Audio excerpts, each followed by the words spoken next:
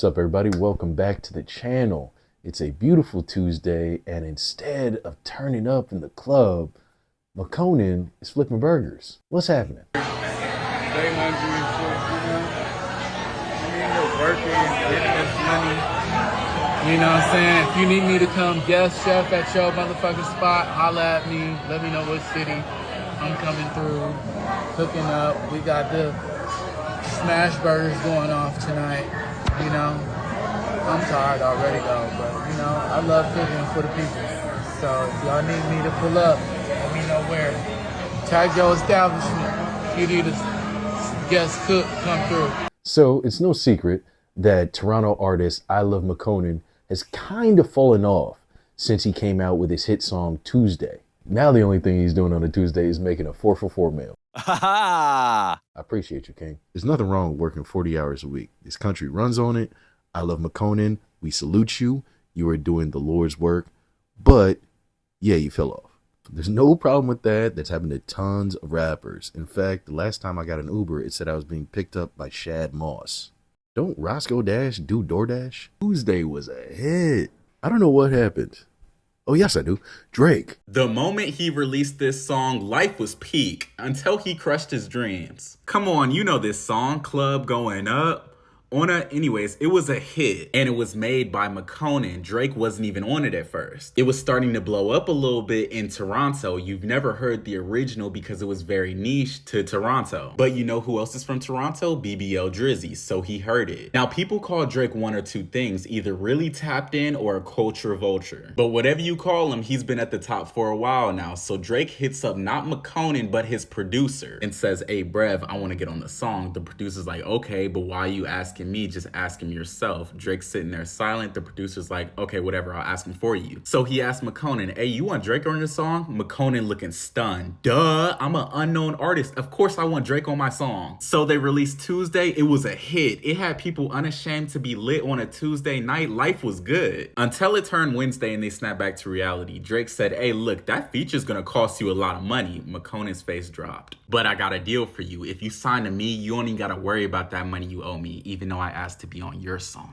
But if you don't, you can go ahead and take down that song and head back to the trenches. Take care." So he took the deal. Welcome to OVO Sweatshop. I own you. But this was fine. He got to keep the song up. But this is where it went downhill. Some old tweets resurfaced of Makonnen talking crazy about Drake. Drake looks like Elmo. Drake's a corn puff. Drake is overhyped and washed up. Drake looking at this crazy, looks at Makonnen, says, "You know what? I'll let this slide. It was in the past, right?" Now we knew Drake wasn't gonna let it slide, but he said, "I'll let it slide." But the next thing he found out, he wasn't letting it slide. Makonnen's manager said Drake found out Makonnen wasn't straight, and that was the tipping point. Makonnen stops hearing from Drake. Drake stops talking to Makonnen. But he still signed to OVO. They didn't help promote his music. They didn't retweet his songs. He called it OVO prison. So he tweets out, "I hate Drake. I'm stuck in OVO prison. He's not helping me promote my music." Actually, the last time they see each other was at an awards show where Drake walks past him with all his security and says, "Next time I see you, I'm beating the bricks off you." And then he drops Makonnen from the label. He tried to switch labels and release more music, but it didn't matter because he was stuck in the OVO sweatshop for so long that the damage was already done on his career. And he recently came out and said he's retiring from music on the 10-year anniversary of the song that cursed his career. Honestly, it seems like everything Drake does is scrutinized to the 10th degree.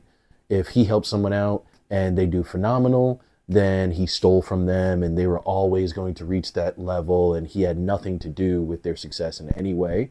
And if he helps someone out and they fail, then he was plotting their failure the whole time. He actually was the one who orchestrated every single bit of it, and he's just an evil mastermind.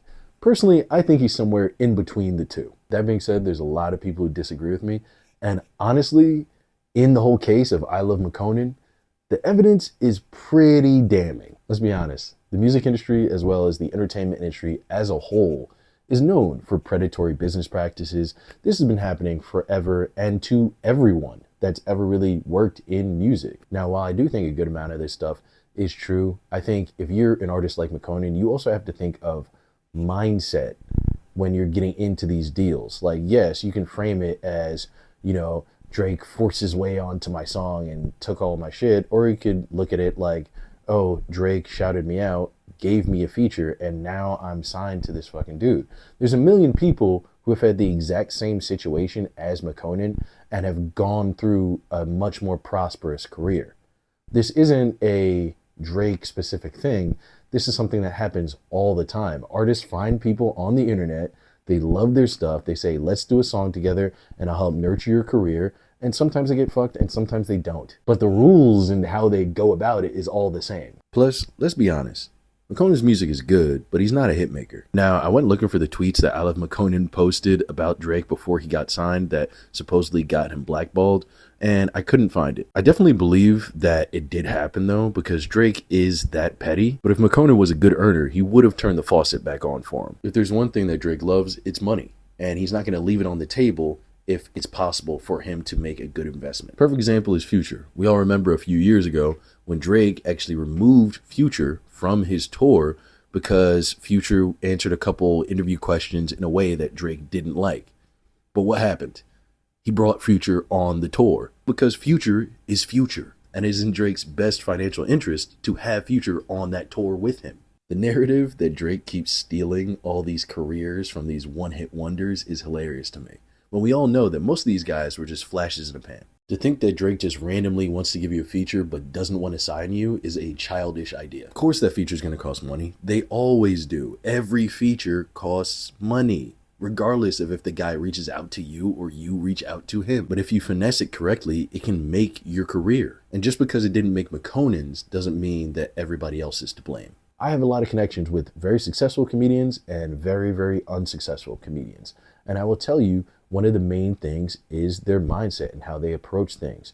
You know, it strikes me that Makonnen seems to be a little bit more of a sensitive type person that is more paying attention to the people who don't fuck with him instead of paying attention to the people who do. And that can really take a toll on people creatively. Sway Lee did him dirty. Metro did him dirty too. And Post Malone, I won't say did dirty, but I did dirty. Fuck it. I love when fake shit get exposed.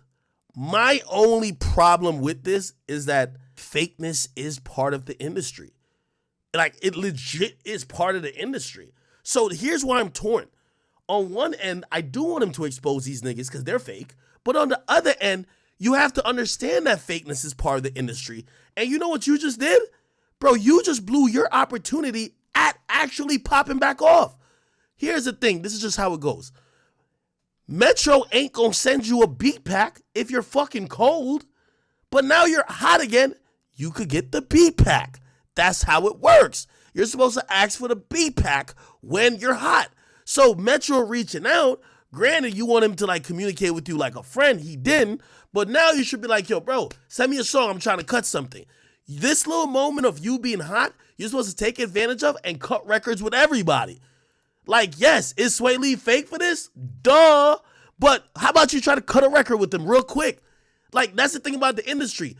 Don't let you think that it's all about friendships that you fuck up the business. Dog, yes, they're fake. But what you now exposing them, they ain't never gonna work with you again. By the way, they're all more successful than you. They actually don't need you. But they're doing the industry shit. Stay next to the heat. Stay next to what seems to be popping off. And YoungBoy just work with you, which looks like maybe you could have another run. Everyone wants to kind of like have the hand in the pot early. Bro, either work with the niggas, right? So on a personal level, I'm glad he exposed them. On a business level for the industry, you fucked up these relationships, dog. Instead of solely focusing on the people who are taking advantage of you, you need to focus on the people who are trying to help you and who genuinely like you, because that's how you survive. But hey, it's the internet age, so when a person falls off, that doesn't mean they're going to be falling off forever. He could easily come back, and I checked, Makonnen is still making music, and some of it is pretty good, so I'm sure he's going to bounce back. Also, not to mention, the dude is flipping burgers, but he's on his phone the whole time while doing it, so something suggests to me that he owns this restaurant or has some sort of stake in the restaurant and isn't simply just some minimum wage worker. Either way, blessings to the homie Makonnen, and I hope the burgers are good because I'm trying to eat some, man.